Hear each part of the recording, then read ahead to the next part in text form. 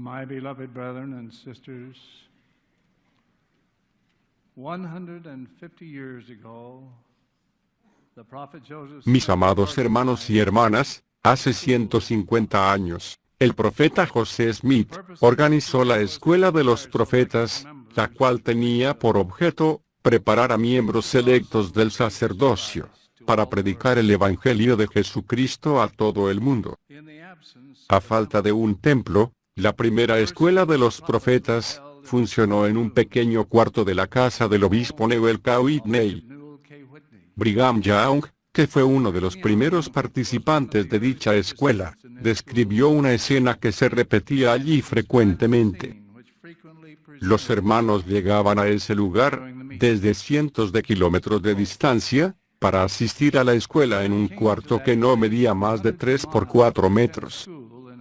Al reunirse allí después del desayuno, lo primero que hacían era encender sus pipas, y mientras fumaban, hablaban de las cosas del reino, y en cuanto se quitaban la pipa de la boca, comenzaban a mascar tabaco. A menudo, al entrar el profeta en el cuarto para enseñarles, se encontraba en medio de una nube de humo.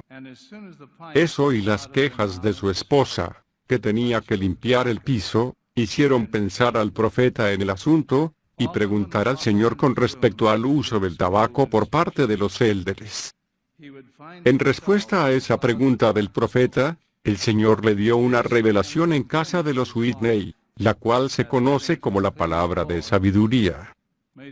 Al principio, la revelación no se dio como mandamiento, sino como un principio con promesa, adaptada a la capacidad del débil, y del más débil de todos los santos, que son o que pueden ser llamados santos. Eso dio un margen de tiempo para que los santos se adaptaran a los principios que contiene la revelación.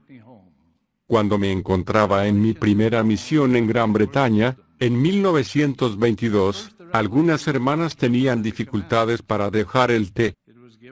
Les leí ese pasaje, y la mayoría de ellas lo dejaron, porque no querían ser consideradas las más débiles, de los que son o pueden ser llamados santos.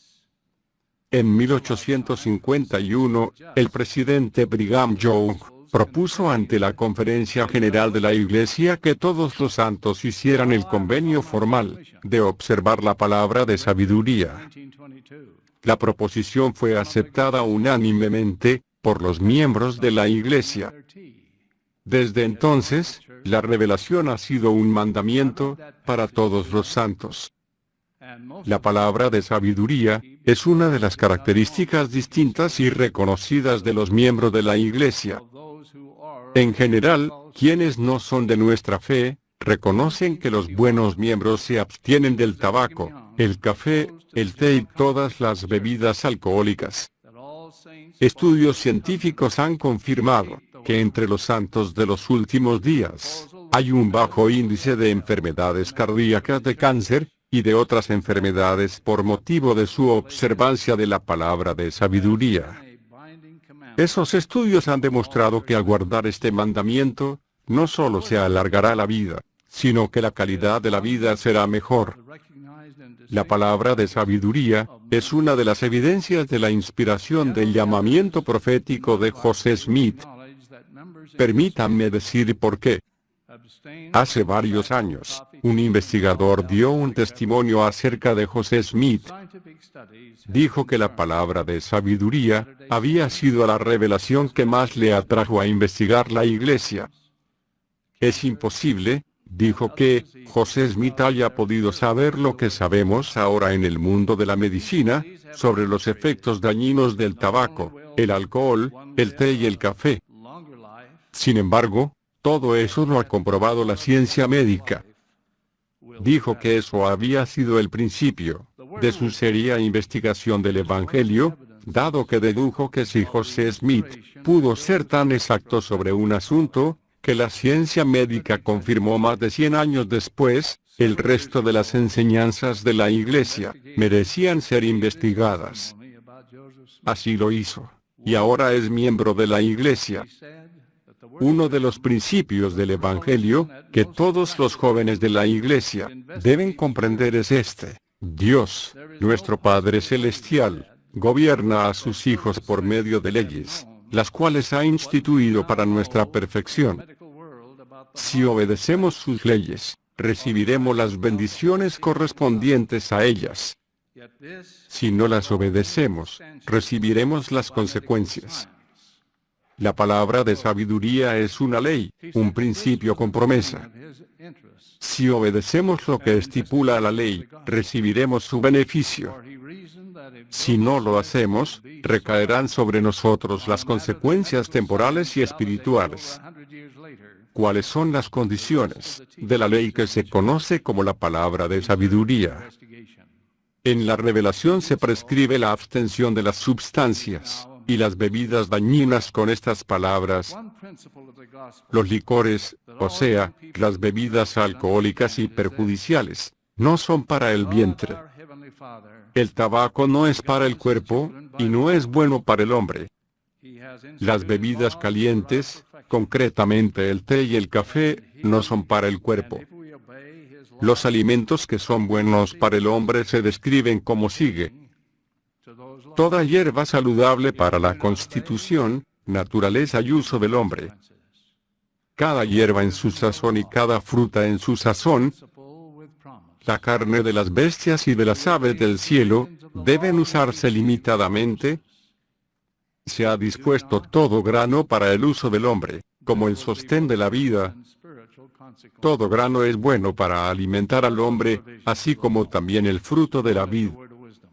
En esta revelación, el Señor nos aconseja hacer uso de la carne limitadamente. Muchas veces he pensado que el Señor nos aconseja, en esa revelación, no matar animales sin un propósito para hacerlo, puesto que también ha dicho: ay de aquel que vierte sangre, o desperdicia carne, no teniendo necesidad. El trigo ha sido particularmente señalado como buen alimento para el hombre, así como el fruto de la vid, las verduras y todas las frutas. Esta es la sabiduría del Señor, en el asunto de la buena nutrición y de la dieta alimenticia. La palabra de sabiduría nos hace saber que al Señor le interesa de manera vital la salud de sus santos. Bondadosamente nos ha dado consejos para mejorar nuestra salud, fortaleza y nuestra resistencia a muchas enfermedades. A los que obedezcan, se les promete que recibirán salud en su ombligo y médula en sus huesos, y correrán sin fatigarse, y andarán sin desmayar. Pero siempre he considerado que la mayor bendición por la obediencia a la palabra de sabiduría, y a todos los demás mandamientos, es de carácter espiritual. Escuchemos la promesa espiritual: y todos los santos que se acuerden de guardar y hacer estas cosas, rindiendo obediencia a los mandamientos, hallarán sabiduría, y grandes tesoros de conocimiento, sí, tesoros escondidos. Algunos han pensado que esta promesa depende solo del guardar las estipulaciones de la palabra de sabiduría, pero hemos de advertir que debemos rendir obediencia a todos los mandamientos, y entonces recibiremos las bendiciones espirituales específicas prometidas. Eso significa que debemos obedecer la ley del diezmo, santificar el día de reposo, conservarnos moralmente limpios y castos y observar todos los demás mandamientos. A quienes cumplan todo, eso se les promete, que hallarán sabiduría y grandes tesoros de conocimiento, sí, tesoros escondidos. ¿Qué padre y qué madre no quisieran la inspiración del Señor para criar a sus hijos? Os testifico que esas bendiciones pueden ser vuestras. Ciertamente los padres no desean impedir que sus hijos reciban las bendiciones del Señor por su desobediencia. Todo padre y madre de Israel debe hacerse merecedor de esa promesa. El vivir los mandamientos de Dios es uno de los requisitos con que es preciso cumplir para entrar en la casa del Señor. Allí se dan sabiduría y grandes tesoros de conocimiento, relacionados con nuestra felicidad en esta vida y nuestro gozo en la eternidad. Hermanos, hermanas y amigos, aprended este principio. El Señor aumentará nuestro conocimiento, sabiduría y capacidad de obedecer si obedecemos sus leyes fundamentales. Eso fue lo que el profeta José Smith quiso decir al afirmar que repentinamente recibiríamos una corriente de ideas que fluiría en nosotros como inteligencia pura. Eso es revelación. Debemos aprender a confiar en el Espíritu Santo para que guíe nuestras vidas y las de aquellos de los cuales somos responsables. No creo que un miembro de la Iglesia pueda tener un activo y vibrante testimonio del Evangelio si no obedece los mandamientos. Tener un testimonio es tener inspiración constante para saber que la obra es verdadera y no es algo que se recibe solo una vez. El Espíritu Santo permanece con aquellos que honran, respetan y obedecen las leyes de Dios. Y ese Espíritu es el que da inspiración a la persona. Humildemente testifico de la realidad de esa promesa. Hay otra parte de la mencionada revelación, que constituye una amonestación oportuna a la generación moderna, por motivo de las maldades y designios que existen y que existirán en el corazón de hombres conspiradores en los últimos días. Os he amonestado y os prevengo, dándoos esta palabra de sabiduría por revelación. El Señor previó la situación de hoy en día, cuando la ambición del dinero llevaría a hombres conspiradores a persuadir a los demás a consumir sustancias nocivas. La propaganda de la cerveza, el vino, licores, café, tabaco y otras sustancias dañinas es muestra de lo que previó el Señor. Pero el ejemplo más pernicioso de maligna conspiración, en el presente lo representan los que inducen a los jóvenes a usar drogas. Mis hermanos y hermanas jóvenes, con todo amor os advertimos, que Satanás y sus emisarios se esforzarán por persuadiros a usar sustancias perjudiciales, porque saben bien que si las usáis, vuestros poderes espirituales serán inhibidos, y caerán en su maligno poder. Conservaos alejados de los lugares, y de las personas que os tentaren a quebrantar los mandamientos de Dios. Guardad los mandamientos de Dios, y tendréis la sabiduría para saber, y discernir lo que es malo.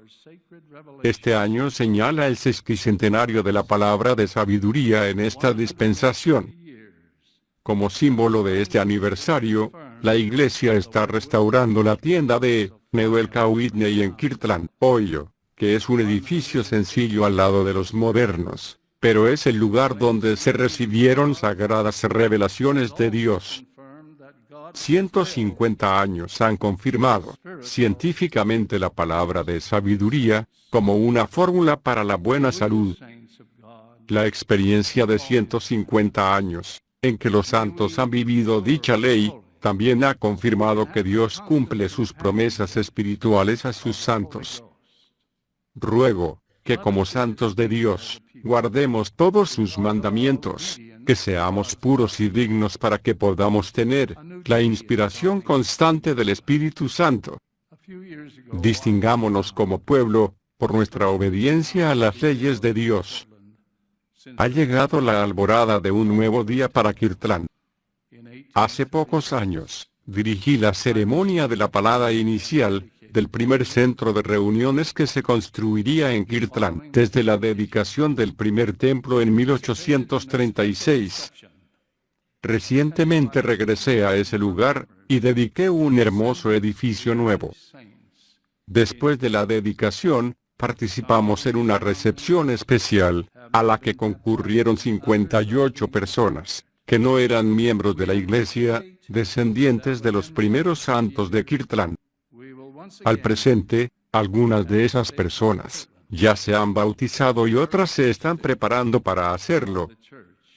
Confiamos en que el año que viene, otra vez tendremos en Kirtland una estaca, el sitio en el cual se organizó la primerísima estaca de la iglesia. Testifico que esta es la iglesia del Señor, restaurada en la época actual. Jesucristo vive. Él dirige los asuntos de esta iglesia, y está cerca de sus siervos. Testifico, además, que la obediencia a todas las leyes de Dios trae consigo la valiosísima promesa de la paz en esta vida, y vida eterna en la venidera, en el nombre de Jesucristo. Amén. In the name of Jesus Christ. Amen.